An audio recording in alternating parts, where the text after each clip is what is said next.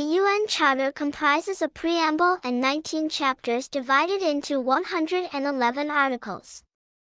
The Charter sets forth the purposes of the United Nations as the maintenance of international peace and security, the development of friendly relations between states, and the achievement of cooperation in solving international, economic, social, cultural, and humanitarian problems.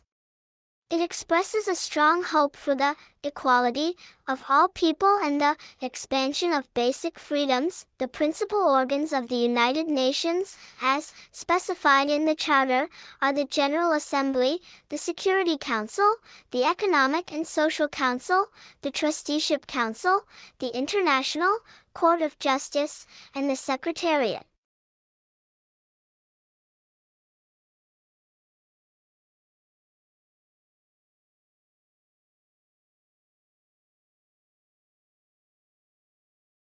French, on the other hand, is a highly centralized language, with the Parisian accent setting the standard for the world. If other French-speaking political entities had risen to rival France, the situation might be different. If, for instance, Quebec had remained a separate country, or if Haiti had been a larger country, then perhaps other French dialects might have become more accepted.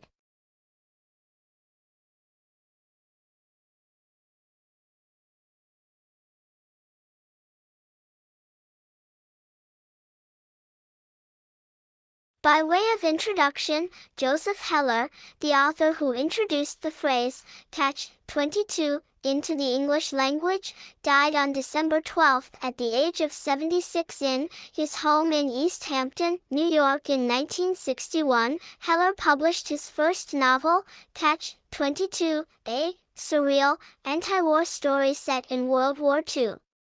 Heller's protagonist, a fighter pilot, comes to understand that a man deemed insane by the military bureaucracy may be released from duty. The catch-22 of Heller's title is that when a man recognizes his condition, he is no longer insane.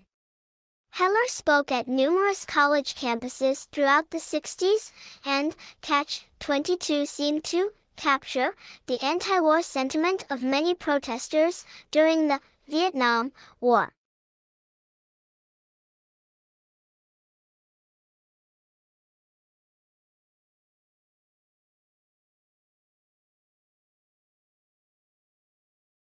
Even in the 1940s, it was easy to see how time would soon expand the economists' horizons.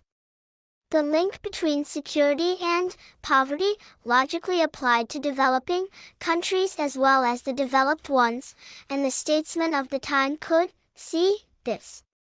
The economic health of every country is a proper matter of concern to all its neighbors, near and distant.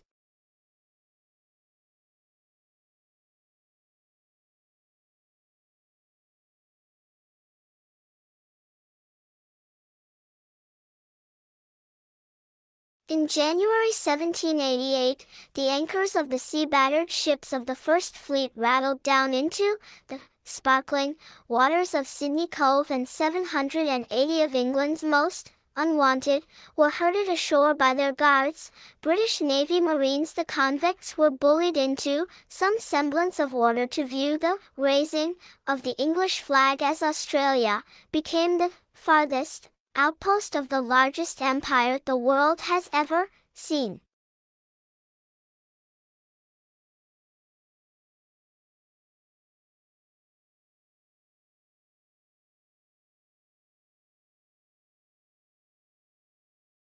Heritage is what the present chooses to make of the past.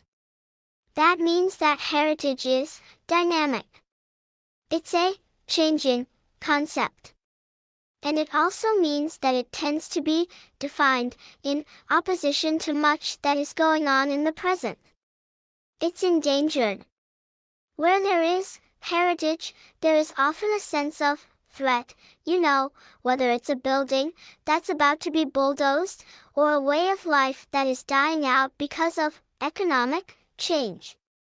The heritage that we speak about in this country in terms of conservation tends to be a term that becomes very central, or more central in new ways, as the state becomes involved in this field of administering conservation.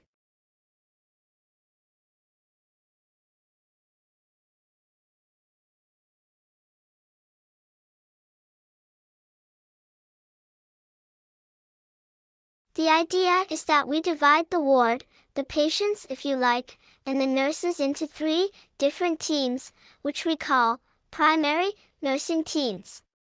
And in those teams we then have the primary nurse, which is myself, associate nurses, which generally tend to be D-grade nurses, and healthcare assistant, and you're all in one team together. The idea is that you would hopefully work as a team on coordinating the care for the patients who come in under your care, as in the red team. In our teams we have 8 patients each. The idea would be that I would, normally, prescribe the care or plan the care for those patients.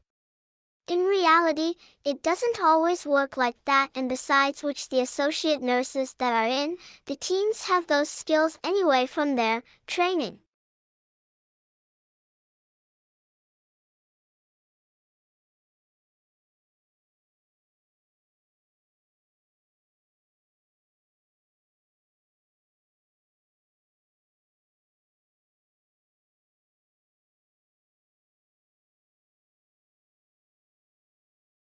We've already started feeling the adverse effects of global warming. Forests have been devastated due to the rise in population of pine beetle, which expanded due to the lack of severe winters. Forests are also at a high risk of catching fires. There has been a 4-fold increase in forest fires.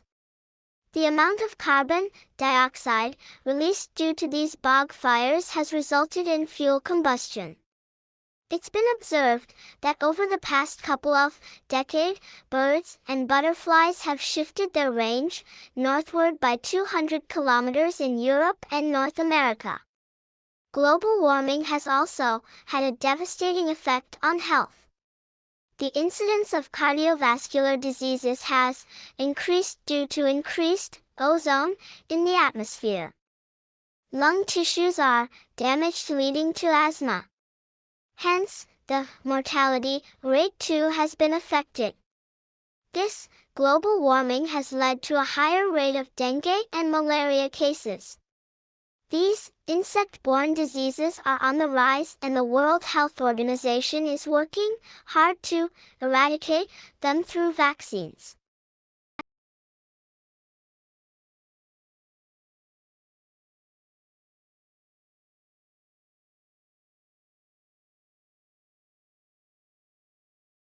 Schizophrenia is a severe, chronic, and a disabling brain disorder. Schizophrenics need ongoing psychiatric and psychological treatment. People with schizophrenia have perceptions that are strikingly different from others. Their behavior may seem odd, bizarre, and eccentric at times. They suffer from hallucinations and delusions, i.e., they hear voices and see things that actually do not exist, or at least are not physically present.